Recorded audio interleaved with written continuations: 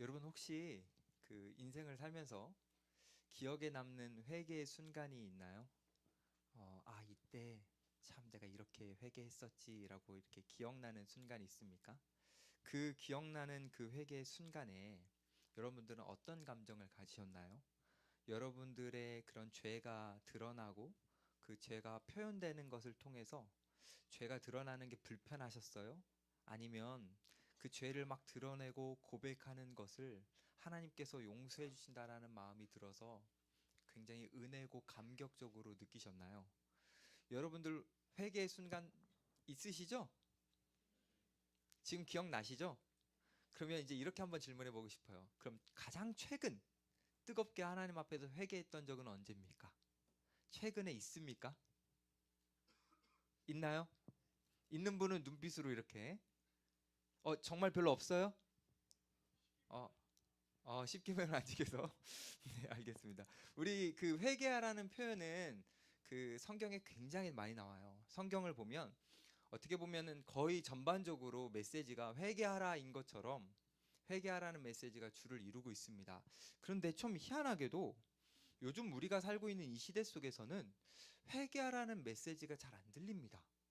사람들이 회개하라는 이 메시지를 불편하게 여겨서 그런지 모르겠지만 회개하라는 메시지가 강단에서 잘 선포가 안 될 뿐만 아니라 사람들은 이 회개하라라는 이 메시지를 듣기 불편해합니다.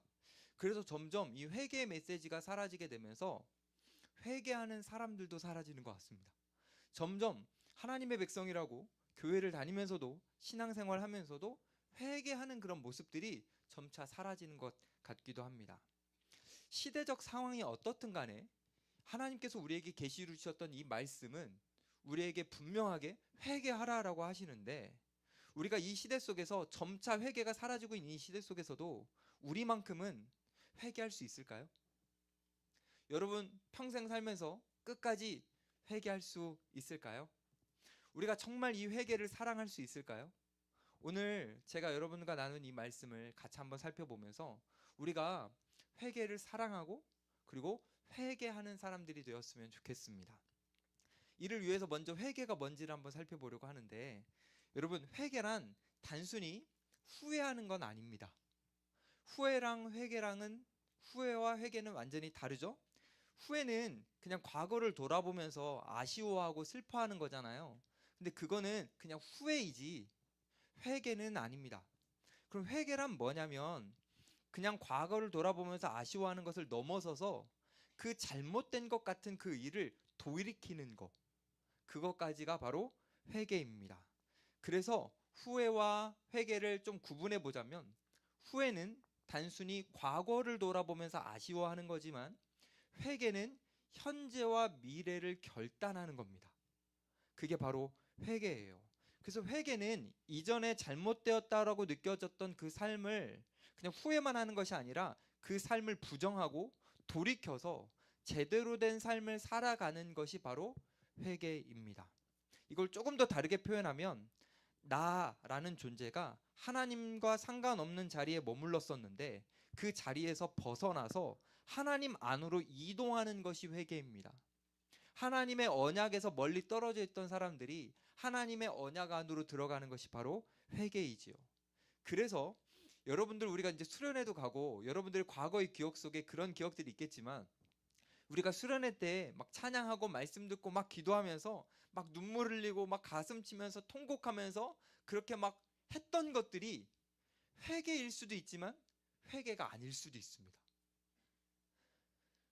우리가 막 수련회 가가지고 눈물 흘리면서 저 잘못했어요, 저 잘못 산 것 같아요 라고 말했던 그 순간이 회개일 수도 있지만 아닐 수도 있어요. 어쩌면 그때 그 슬픔이라는 감정에 우리가 지배당해가지고 거기에 속아서 이게 회개이구나 라고 착각했을 수도 있습니다. 그럼 그것이 후회인지 회개인지를 알려면 그 이후의 삶을 보면 되겠죠.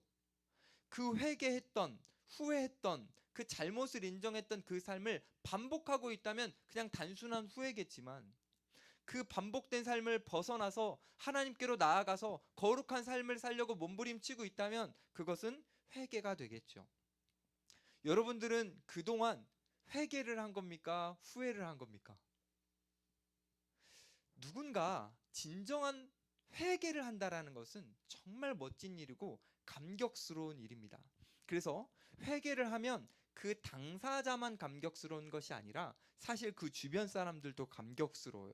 왜일까요? 후회는 감격스럽지 않겠지만 회개하면 왜 주변 사람들도 감격스럽냐면 그 사람이 변화되는 그 모습이 아름답기 때문입니다. 그래서 누군가 회개한다라는 것은 그 사람만 흥미롭게 좋게 느껴지는 것이 아니라 그 주변 사람들도 아주 감격스럽게 느껴집니다. 저도 그래서 성도님들이 회개할 때 그 모습을 바라볼 때 전 참 기쁘고 행복하고 감격스럽습니다. 오늘 본문에 등장하는 세례 요한도 그랬을 것 같아요. 사람들이 회개하는 모습을 보면서 참 감동되고 감격스러웠을 것 같습니다. 한 사람 한 사람 회개하는 그 사람들이 다 사랑스럽고 아름답게 느껴졌을 것이에요.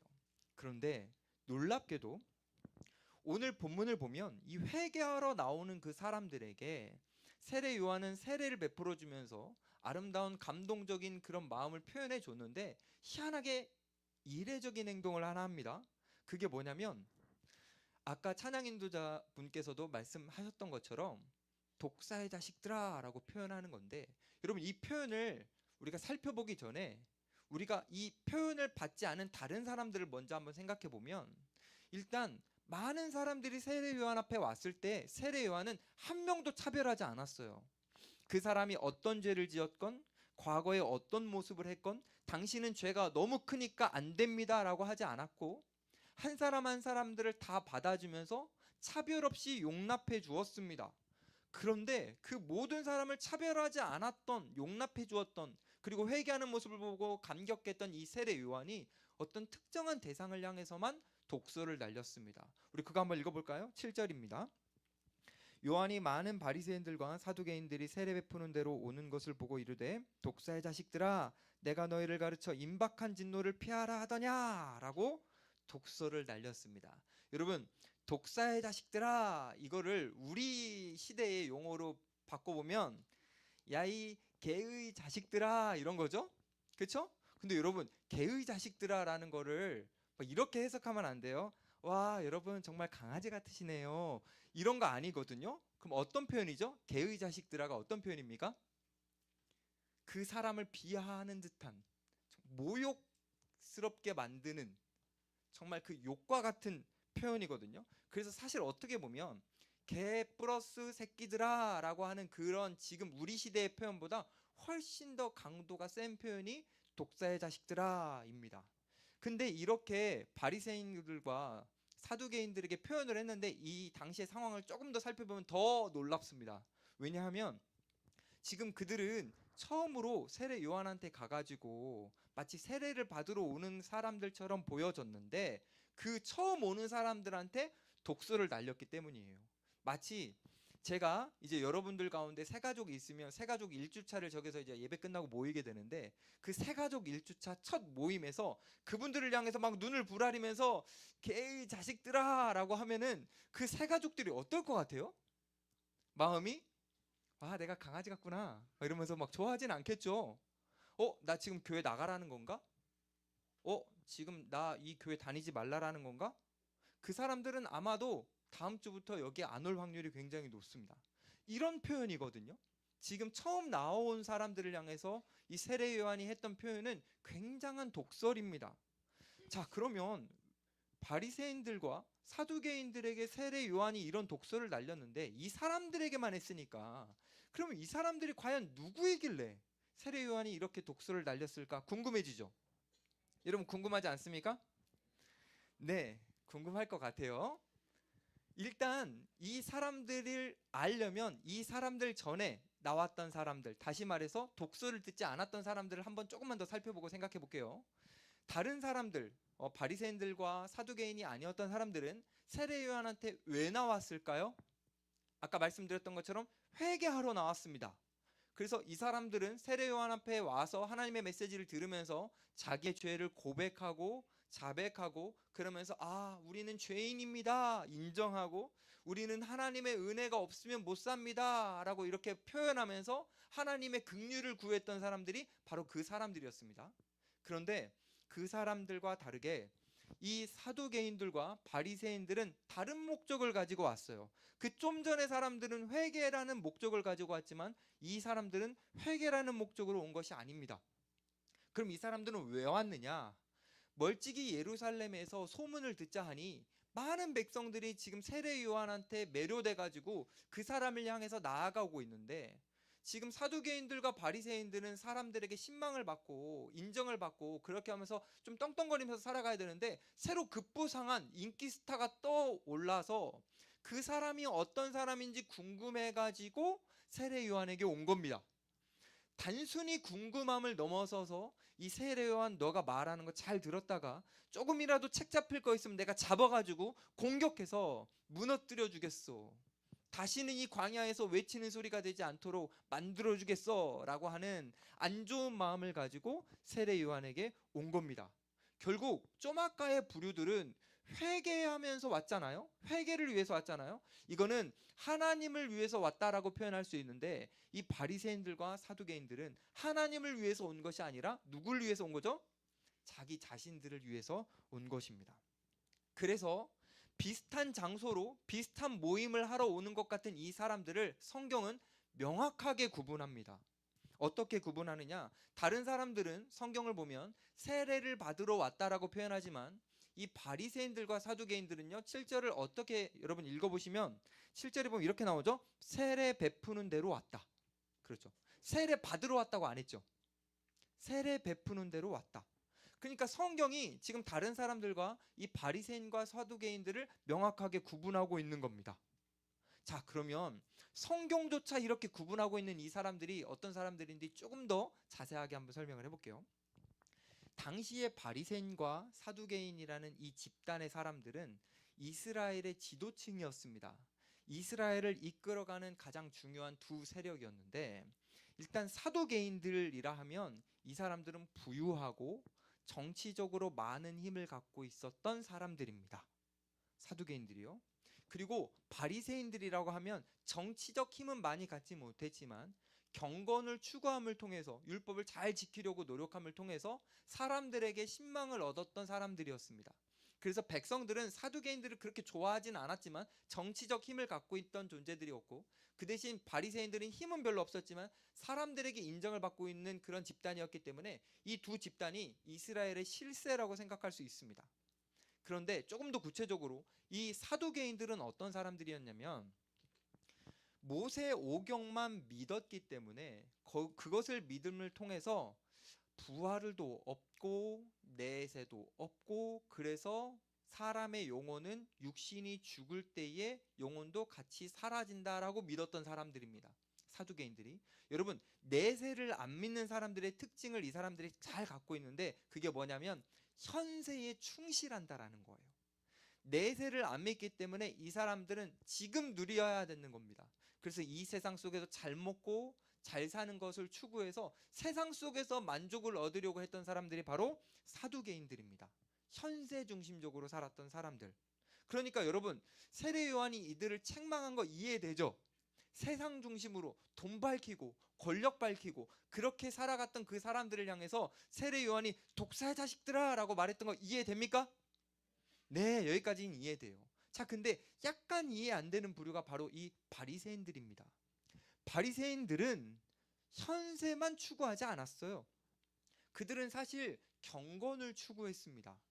그래서 여러분들도 많이 들어보셨겠지만요. 바리새인들은 정말 경건을 추구해서 성전에 날마다 올라가서 기도하고 금식하고 11조도 하고 많은 어려운 사람들을 돕는 구제까지도 했습니다. 아니 이렇게 경건을 추구하는 사람에게 왜 세례 요한이 독서를 했을까요? 아까 사두개인들은 조금 이해되잖아요. 근데 왜 이 바리새인들까지도 세례 요한이 독서를 했을까요? 그 이유는 이런 겁니다. 이 바리새인들이 스스로 의를 행해서 그 의를 통해서 자기들이 의로운 사람이라고 착각했기 때문입니다.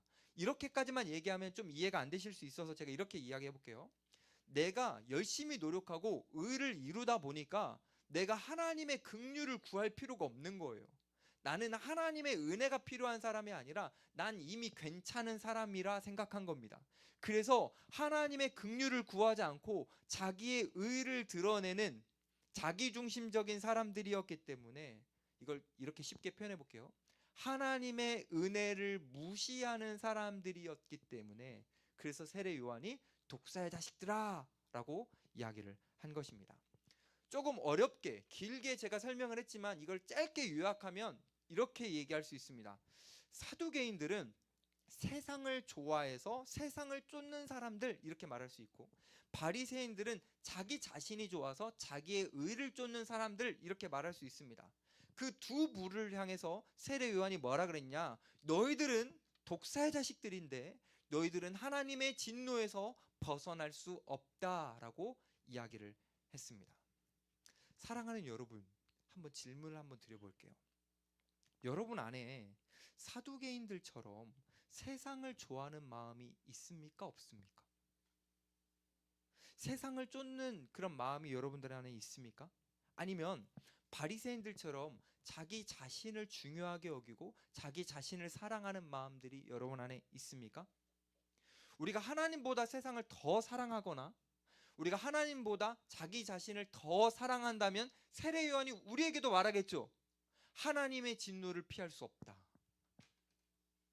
이거는 그냥 그 당시의 바리새인과 사두개인들을 향해서만 메시지를 주는 게 아니라 이 시대에 교회를 다니는 사람들에게도 말하는 겁니다. 하나님보다 자신을 더 사랑하거나 하나님보다 세상을 더 사랑하는 사람은 하나님의 진노를 피할 수 없다.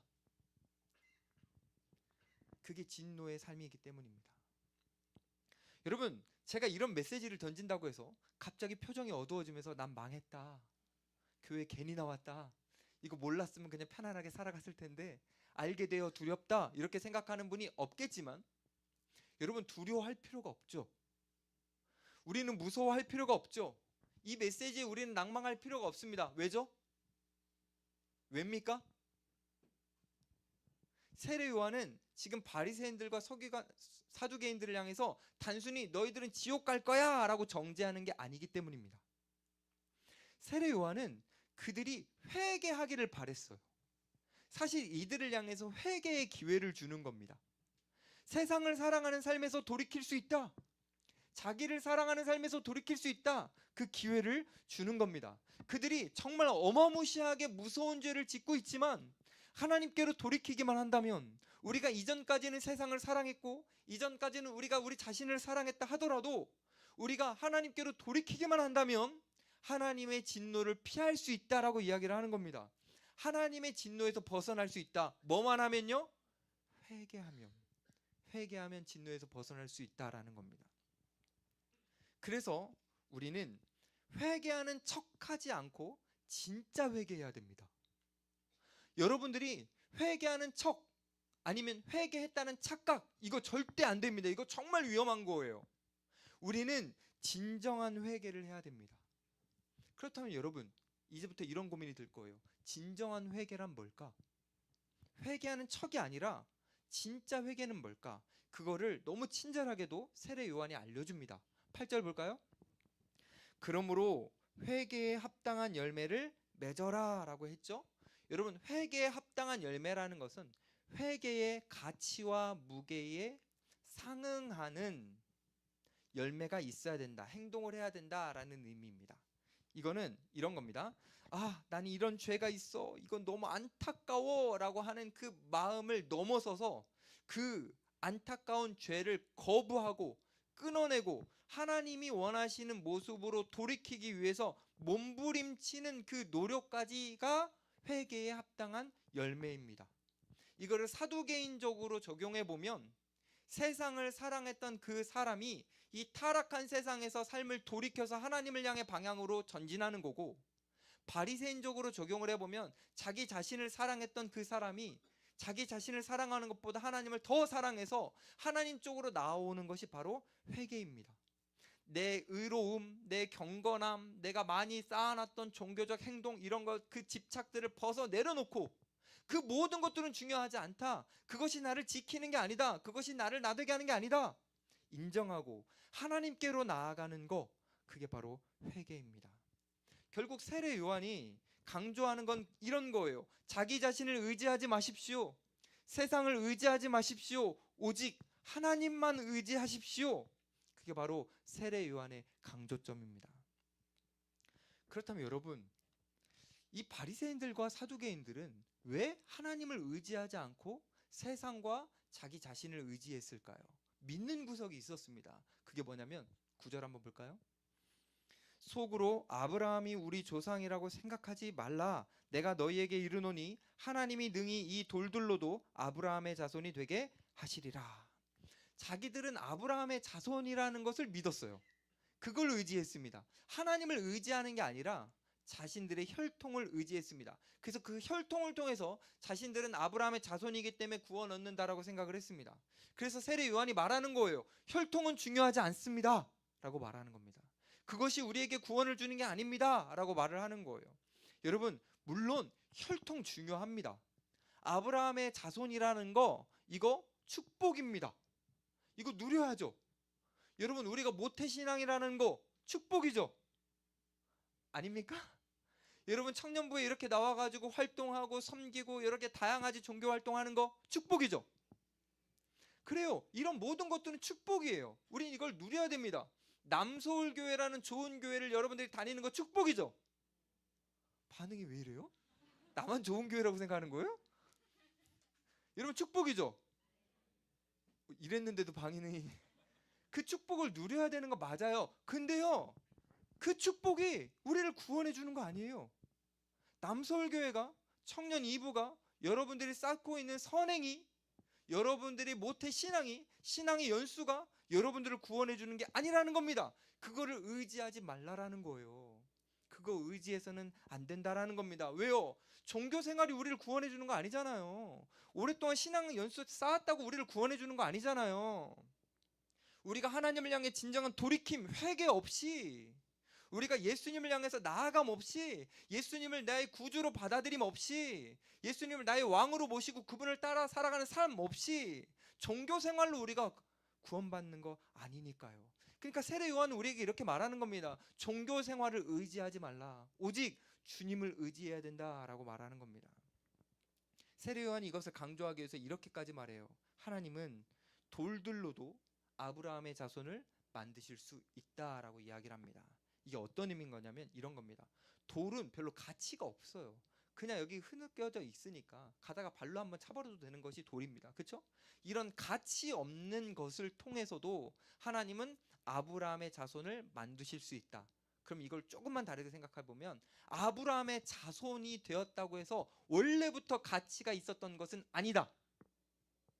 이걸 조금 더 다르게 표현하면, 하나님은 가치 없는 사람들을 가치 있는 사람으로 만드신다.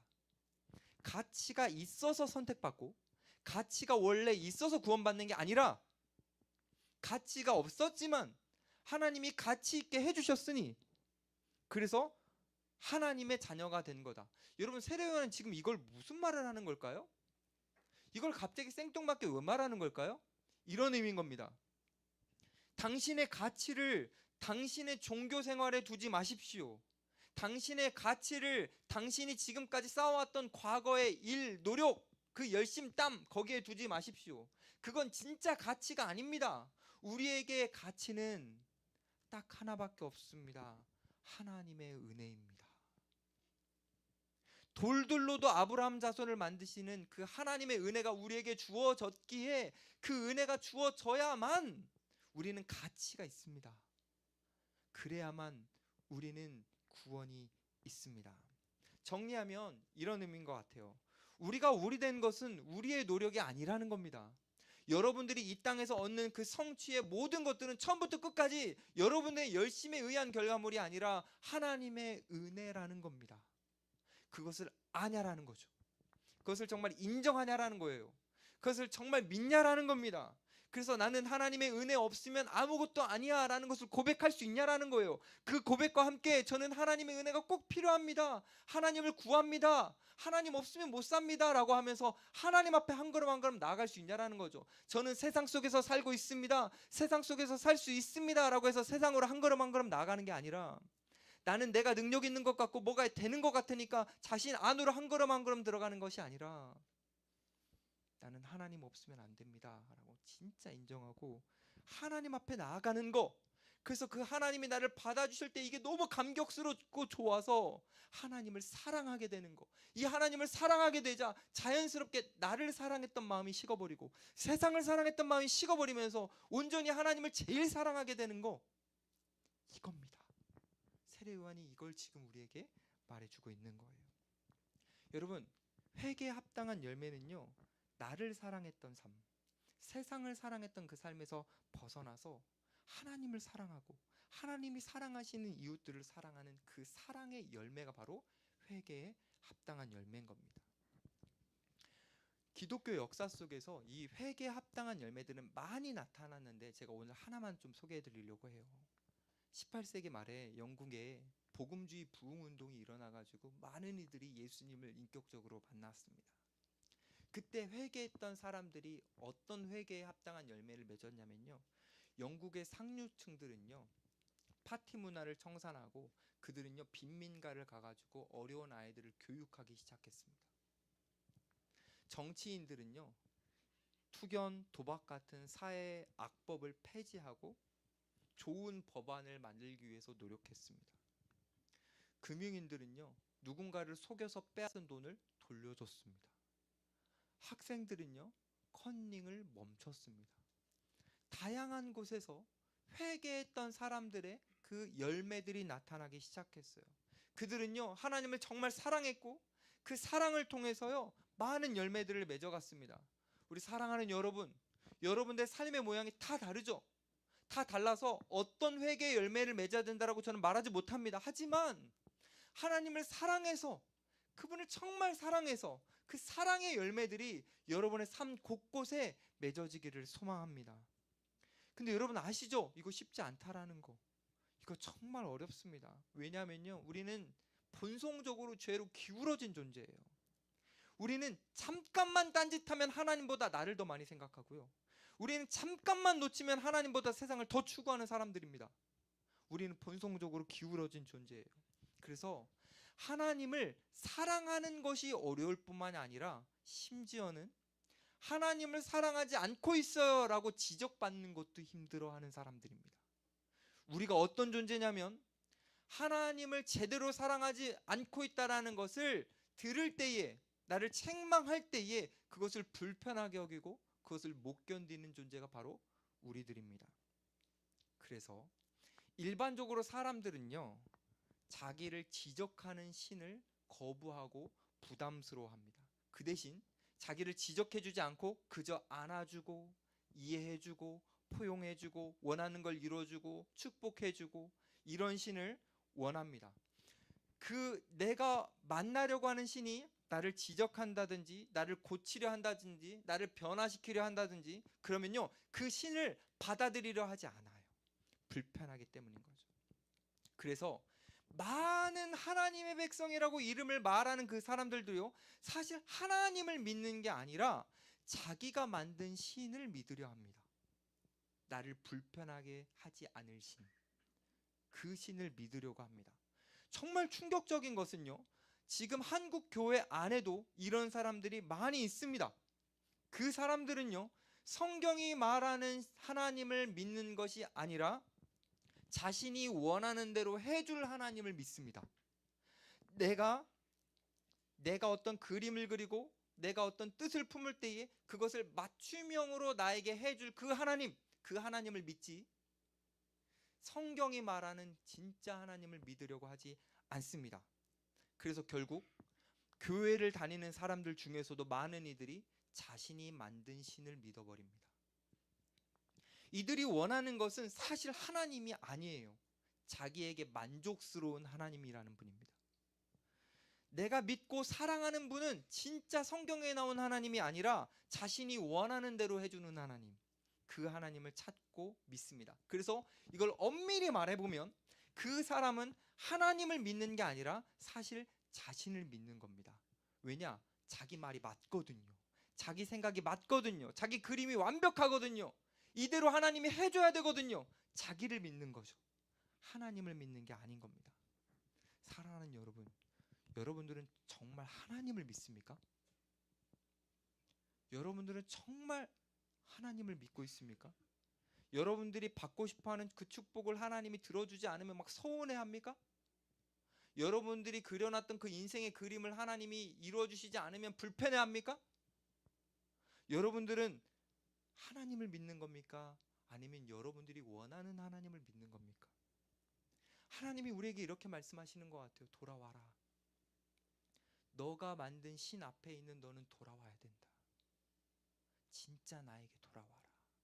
회개하고 돌아와라. 하나님이 우리에게 그렇게 말씀하십니다. 저는 여러분들이 만들어낸 하나님이 아니라 성경에서 말하는 진짜 하나님, 그 하나님을 믿고 사랑하고 그 하나님과 함께 살아가기를 간절히 소망합니다. 세례 요한은요, 바리새인과 사두개인들을 보면서 그걸 본 거예요. 쟤네는 진짜 하나님을 믿는 게 아니구나.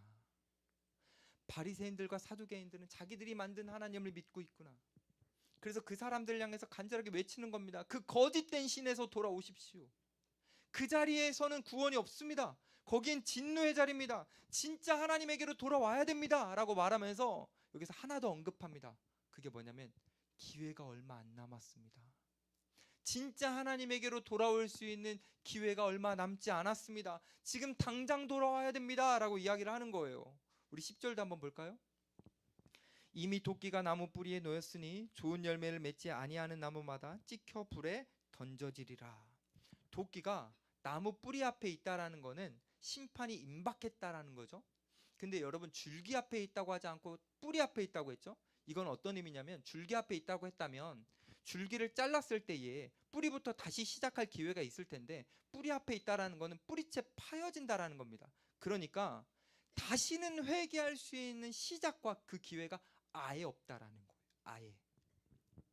이제 얼마 안 남았으니 회개의 기회가, 하나님, 진짜 하나님에게로 돌이킬 수 있는 기회가 얼마 안 남았으니 어서 돌아와야 된다, 빨리 돌아와야 된다라는 겁니다. 이건 우리에게 이렇게 도전하는 거죠. 여러분, 여러분의 삶의 종말을 여러분들 알고 있습니까? 여러분들이 내일이라는 그 미래를 만난다는 보장이 있습니까? 여러분들이 앞으로의 미래를 막 그리고 있을 텐데 그것이 주어진다는 보장이 있습니까? 보장 없죠. 우린 유한한 사람들이니까 어떻게 될지 모릅니다. 그래서 세례 요한이 이 긴박함을 가지고 우리에게 말하는 거예요. 세상을 사랑하고 있다면 돌아오십시오. 자기 자신을 사랑하고 있다면 돌아오십시오. 진짜 하나님이 아니라 우리가 만들어낸 하나님을 믿고 있다면 돌아오십시오. 세례 요한이 우리에게 메시지를 던지는 겁니다. 지금 당장 회개하라고요. 세례 요한은요, 이 긴박함을 가지고 사람들에게 막 회개하라고 막 메시지도 던지고 막 요청했는데, 그래서 많은 사람들이 사실 나와서 회개하고 물세례를 받았지 않습니까? 근데 세례 요한 입장에서는요, 자기가 주는 이 물세례가 충분하지 않다라는 걸 알았어요. 이 물세례라는 것은 사람들 안에 있는 죄성을 드러내서 그 죄를 씻어주는 거거든요. 근데 여러분, 이 씻어주는 걸로 끝나는 게 아니잖아요. 이게 온전한 회개가 아니잖아요. 약간 이런 느낌이거든요. 여러분, 혹시 진짜 막 수련회 같은 데 가가지고 처절하게 막 눈물 흘리면서 잘못했습니다, 회개합니다 막 고백하면서 여러분 막 죄를 막 토해본 적 있습니까? 아, 진짜 없어요? 있잖아요. 근데 그럴 때 그 감정이 그때뿐이고, 수련회 딱 끝나고 나서는 다시 원래 제자리로 돌아가는 여러분 느껴본 적 있습니까? 그 느낌? 주님, 제가 변해보겠습니다라고 막 하나님 앞에 간절하게 호소했는데 안 변하고 내 삶이 그대로였던 거 여러분 느껴보셨습니까? 막 이 죄는 다시는 짓지 않겠습니다라고 막 결단했는데 어느 순간 내가 그 자리에 또 있고 내가 그 죄를 또 짓을, 여러분 그거 경험해 봤습니까? 세례 요한이 그걸 느끼는 거예요. 안 되는 거죠. 씻어주고 씻어주는데 계속 더러움을 묻히는 거예요. 우리가 씻어주고 씻어주는데 계속 죄를 반복하는 겁니다. 세례 요한이 내 물세례로는 안 되는 거구나. 근데요, 그래서 우리가 목사님 저는 안 되나 봐요. 수련회를 갈 필요도 없나 봐요. 어차피 가서 회개해도 또 그 모양이에요 라고 말하는 사람들에게 세례 요한이 희망의 메시지를 줍니다. 그게 11절이에요. 11절 볼까요? 나는 너희로 회개하게 하기 위하여 물로 세례를 베풀거니와 내 뒤에 오시는 이는 나보다 능력이 많으시니 나는 그의 신을 들기도 감당하지 못하겠노라. 그 다음에 뭐라고 나오죠? 같이 읽어볼까요? 그는 성령과 불로 너희에게 세례를 베푸실 것이요. 세례 요한이 자신의 물 세례로는 충분하지 않은데, 그래서 그 충분하지 않음 때문에 예수님이 직접 오셔서 어떤 세례를 베푸시겠대요? 성령 세례, 불 세례를 베푸신다라고 합니다. 일단 먼저 성령 세례를 한번 알아보죠. 여러분, 성령 세례가 궁금하신 분들이 있을 건데, 성령 세례라는 거는 다양하게 설명할 수 있는 요소들이 많은데 오늘은 시간이 충분하지 않으니까 간단하게 한번 설명해 보면, 물 세례라는 것이 예전에 나의 잘못된 옛 모습을 벗어버리는 거라면, 성령 세례라는 것은 새 사람을 입는 것을 의미합니다. 그래서 다르게 말하면 물 세례는 나의 죄를 고백하고 그 죄를 씻어내는 것이 물 세례라 그러면, 성령 세례는 그 죄를 다시 짓지 않도록 성령의 도우심을 받아서 우리가 정결하게 되는 거, 이걸 성령 세례라고 할 수 있습니다. 그래서 정리하면 이런 거죠. 우리가 막 잘못을 뉘우치고 반성해도 우리가 거기에서 돌아서지지 않는 우리의 모습을 보면서 굉장히 실망하게 되는데, 성령님은 우리가 그 실망하고 있다라는 걸 아시고 우리 안에서 역사하셔서 우리가 점차 그 죄악된 모습에서 벗어나게 해주시는 것이 바로 성령 세례입니다. 성령께서 우리에게 하시는 일이에요. 그러니까 내가 의지로 내가 이 죄에서 벗어나겠다라고 노력해서 되는 게 아니라, 우리 안에 들어오신 성령께서 우리를 새 사람으로 되게 해주셔서 이전과 다른 모습으로 우리가 바뀌게 해주시는 겁니다. 근데 이 성령께서 들어오시면 어떤 일도 하시냐면, 우리가 새 사람이 되게 하실 때 때로는 이렇게도 하세요.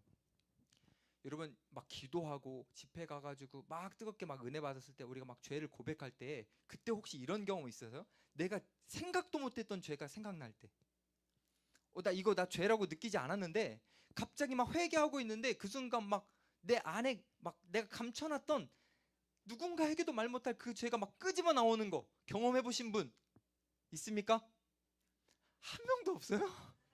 눈빛으로 있었죠. 그러니까 내가 생각하고 있었던 그 죄 말고 내 안에 정말 내가 막 다 닫아놓고 잊어놨던 그 죄까지 성령께서 막 끄집어내가지고 다 고백하게 하시는 그 은혜를 경험해 본 적 있습니까? 성령께서 그렇게 하십니다. 그래서요, 우리가요 막 나는 이 죄를 너무 감당하지 못하겠어 막 덮어놔서 사실 그 죄를 잊고 있었는데, 성령께서 그 죄가 생각나게 해주시고 내 입술을 막 고백하게 해주시고, 그래서 결국 우리는 이렇게 고백하거든요. 주님, 저는 죄인입니다. 죄인 중에 괴수입니다. 주님, 저는 주님의 은혜가 없으면 정말 설 수 없는 너무나 완악한 죄인입니다 라고 고백하게 되는 거, 이게 바로 성령께서 해주시는 거예요. 이 놀라운 일은요 성령께서 해주시는 건데요, 이걸 어떻게 할 때 일어나냐면, 우리의 주권을 하나님 앞에 올려드리고 우리의 자존심마저 다 내려놓고 예수 그리스도를 받아들일 때, 그 예수님을 진정으로 믿을 때, 나를 믿는 것이 아니라 예수님을 믿을 때 그 예수님이 성령 세례를 우리에게 베풀어 주셔서 그 성령을 통해서 우리가 이전과 같은 삶이 아니라 완전히 다른 삶으로 변화되게 되는 겁니다. 이게 언제 가능하다고요? 예수님을 믿을 때, 예수님을 정말 온전히 받아들일 때. 사두개인들처럼 자기가 왕이 돼가지고 예수님을 거부하면 이런 일이 일어나는 게 아닙니다. 바리새인들처럼 자기의 의를 추구하고 자기의 자존심을 계속 지키려고 하고 나는 괜찮은 사람이야 라고 자기를 지키려고 할 때는 이런 일이 일어나지 않습니다. 그런 사람들은 누릴 수 없어요. 근데 딱 한 사람, 정말 나는 죄인입니다. 저는 하나님의 긍휼이 없으면 안 됩니다. 예수님을 그래서 왕으로 모시는 사람, 그 사람에게만 이 은혜가 있는 겁니다. 근데 여러분, 이걸 끝까지 거부하는 사람들이 있어요. 목사님, 저는 그래도 열심히 신앙생활 했습니다. 리더도 하고 찬양팀도 하고 교사도 하고 교회에서 여러 가지로 섬겼습니다. 저는 그래도 할 말 있지 않나요?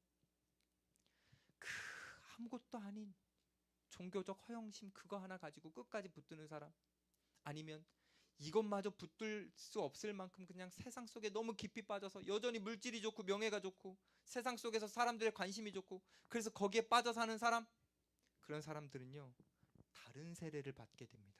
그게 뭐냐면 예수님이 주시는 불세례입니다. 우리 12절 말씀 볼까요?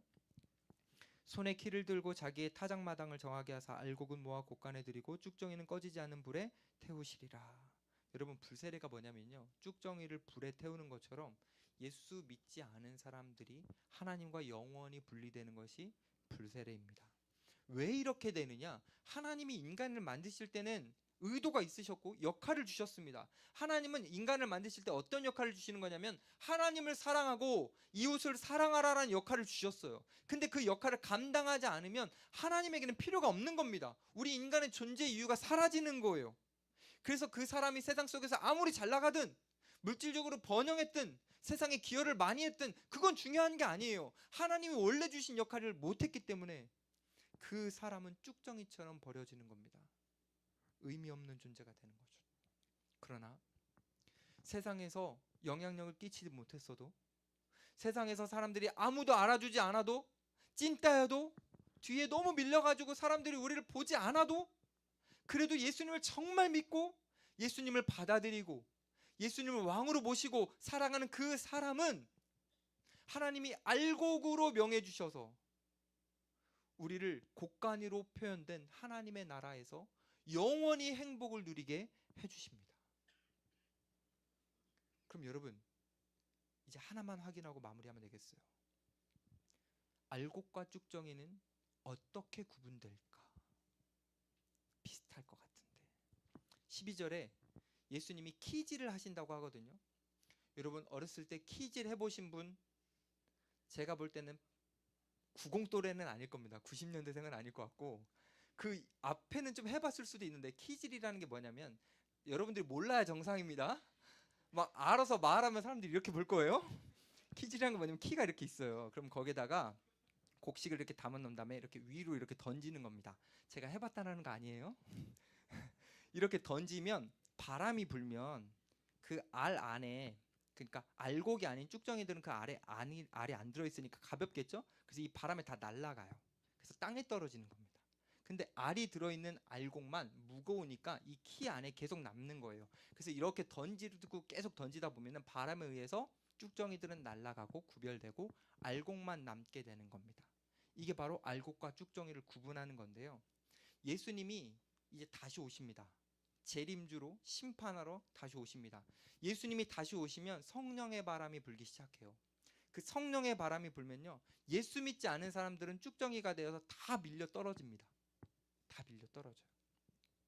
그 사람이 세상에서 아무리 무겁게 여기는 돈이 많아도 안 됩니다. 나는 이걸 무겁게 여겼어요. 저는 교회에서 봉사 많이 했어요. 그것도 안 됩니다. 그거는 성령의 바람이 불 때 다 구분돼서 다 떨어져 나갑니다. 그런데 딱 한 부류, 예수님을 마음 중심에 모신 사람, 그 사람만 남습니다.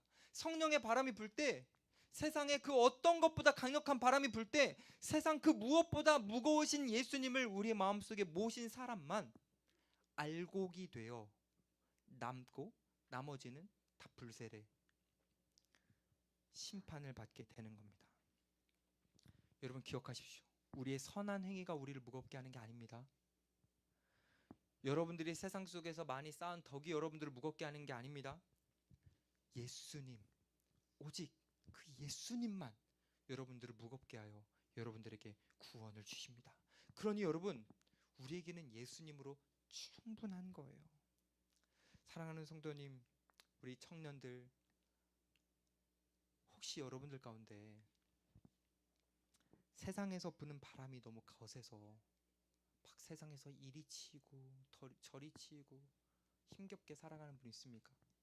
직장에서 상사 잘못 만나가지고 그 상사가 막 이래라 저래라 하면서 막 감정적으로 나를 옥죄기 시작해서 그 상사가 부는 그 바람에 의해서 내 마음이 너무 쪼들려서 너무너무 고통하고 있는 우리 청년들 있습니까? 아니면 내 미래가 너무 불투명하고 내 진로가 너무 명확하지 않아서 내가 세상에서 이리 치이고 저리 치이는 것 같아서 그 바람이 너무 거세서 힘겨워하는 우리 청년들 있습니까? 여러분들에게 이렇게 말하고 싶어요. 여러분, 세상 속에서 여러분들이 이리 밀리고 저리 밀려도 괜찮아요. 여러분들이 막 밀리고 밀려서 세상 끝까지 가도 사실 진짜 괜찮습니다. 왜냐?